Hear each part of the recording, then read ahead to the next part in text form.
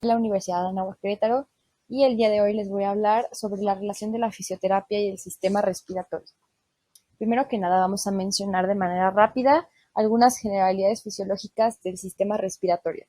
Este sistema se puede dividir en superior e inferior. La parte superior está conformada por los conductos nasales, la faringe, la laringe y la tráquea. Está situada entre la cabeza y el cuello.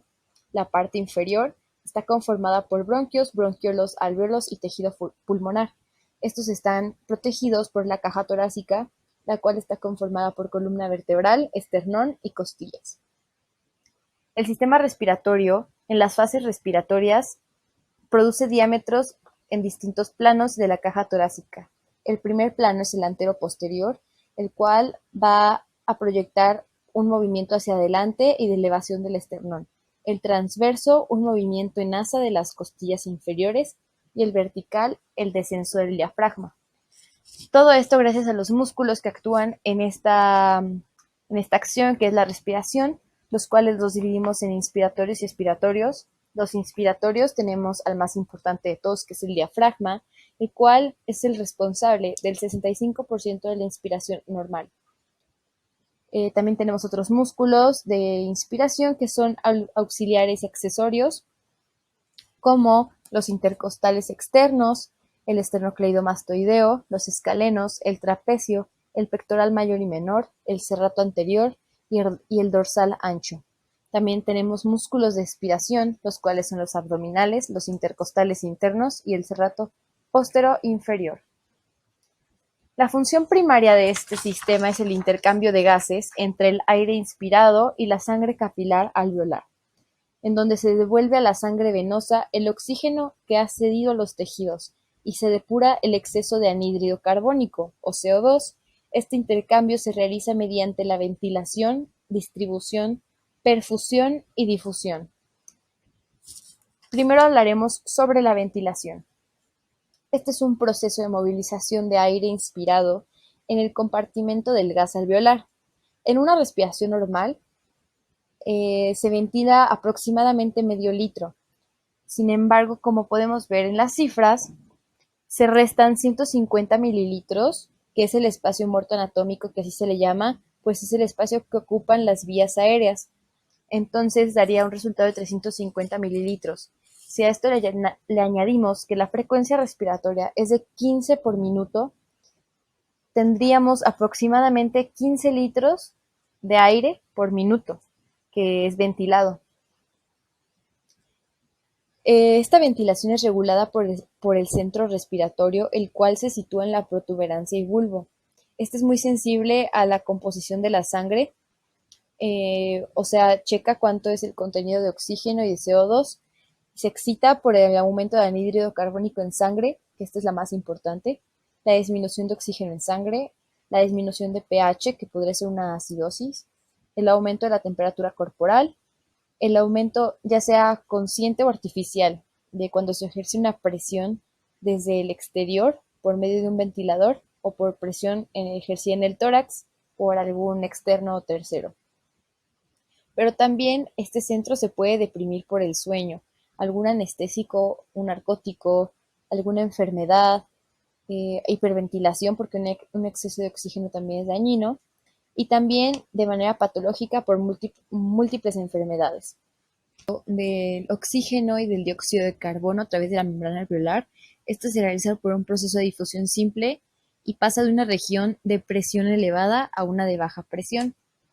La perfusión es un mecanismo donde el corazón aporta sangre a la membrana del alvéolo capilar para que ahí tome el oxígeno alveolar. Este se realiza gracias a las arterias pulmonares y sirve para mantener un equilibrio entre perfusión y ventilación. Los capilares rodean alvéolos que reciben sangre no oxigenada de la aurícula y del ventrículo derecho gracias a la comunicación de la vía arteria pulmonar. Después de aquí se oxigenan y manda la sangre hasta la aurícula y al ventrículo izquierdo por las venas pulmonares y de aquí ya se va a la circulación general de todo el cuerpo. En la fisioterapia vamos a hacer una valoración que tome en cuenta Primero que nada, en una exploración física, el tipo de respiración, la coloración de la piel, la auscultación y la expectoración. Vamos a hablar más adelante de cada uno. Y en la exploración de la función, los volúmenes pulmonares, las capacidades pulmonares, la frecuencia respiratoria, el consumo de oxígeno, los flujos ventilatorios, las pruebas broncodinámicas y los valores de gases sanguíneos. Aquí tenemos qué tipos de respiración se checan, depende de su musculatura, de su velocidad o si hay patologías. Para explicar cada uno necesitaríamos demasiado tiempo. También se considera la coloración de la piel, si hay cianosis, lo cual nos indicaría un déficit de oxígeno. En la auscultación se checan tipos de sonidos como los murmullos vesiculares o respiratorios, respiraciones muy prolongadas, algunos roncos, estertores, si hay frémito vibratorio, etc. En la expectoración se busca checar si hay alguna mucosa, si es mocopurulenta esta expectoración, lo cual nos indica moco o pus, si es fétida, si es sanguinolenta, esos son estrias de sangre, hemorrágica, que es mezclada con sangre, con hemoptisis, que es la expectoración de sangre puramente, si es rubiginosa o espumosa. También nos sirve mucho hacer exámenes radiológicos, pues aquí podemos ver si hay enfisemas, fracturas, derrame de pleura, si los pulmones están de una manera correcta o hay algunas secreciones o cualquier anormalidad como quistes o tumores. Cuando checamos la función ventilatoria, se realiza con un espirógrafo generalmente y nos informa de los volúmenes, que es la cantidad de aire movilizado, y de las capacidades, que son la suma de dos o más volúmenes. También la frecuencia respiratoria, sobre el consumo de oxígeno y sobre los flujos ventilatorios. Los volúmenes pulmonares son el volumen corriente, el volumen de reserva inspiratorio, el volumen de reserva expiratorio, el volumen residual.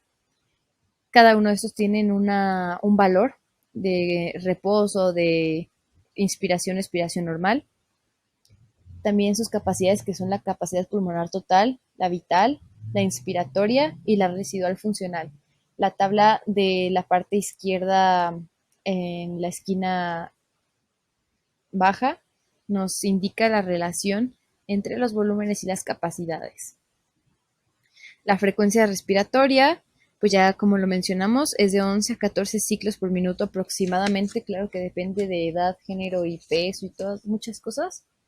También se deben de conocer los valores de gases sanguíneos, como el oxígeno, el CO2, y de cómo debe ser la saturación de oxígeno, que debe ser entre el 97 y 98%, que el pH debe de ser 7,3 o 7,5, si tenemos acidez, etc.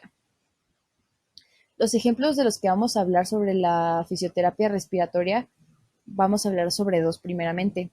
Uno es la fisioterapia respiratoria en el asma. Vamos a aclarar de manera primera, pues, qué es el asma, que son episodios de disnea expiratoria. Estos se producen por un espasmo bronquial, un edema de la mucosa y la producción de secreciones espesas en los bronquiolos, lo cual nos va a producir un estrechamiento de vías aéreas ya que están inflamadas e hinchadas. Entonces nos va a generar una obstrucción en el flujo de aire que va a pasar por los pulmones. El tratamiento fisioterapéutico en estos casos es que se busca unas técnicas de relajación que ayuden en estos periodos de crisis, porque es cuando les dan los ataques asmáticos, en donde se intenta relajar y controlar la respiración, aliviando los broncoespasmos y se aplica relajación para controlar y adquirir el control de la disnea que se está presentando durante esta crisis. También se añade ejercicio físico, siendo muy recomendable, por ejemplo, la natación. También se le exigen normas higiénicas para que intente evitar como algunas alergias. Se le prohíbe de manera absoluta el tabaco y que no use cosas como de poder alergizante como nueces o cacahuates. Este tratamiento de ansiedad es muy importante para un paciente asmático. El segundo ejemplo va a ser en un edema pulmonar y en un neumotórax. El edema de pulmón es la infiltración de la serosidad de los pulmones cuando la presión de los capilares es mucho mayor que la alveolar.